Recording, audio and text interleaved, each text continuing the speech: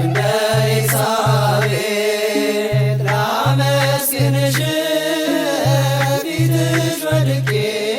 ልሳለምሽ የጌታዬ እናት የእኛ እመቤት አዛኝ ነሽ ከልብ ፍጹም የዋህት ድምፅሽ ሲሰማኝ ልቤ ይረካል ሐዘኔ ቀርቶ ፊቴ ይፈካል በእናትነት አንቺን የሰጠን ቸሮ አምላካችን ይክበር ይመስገን። እንደ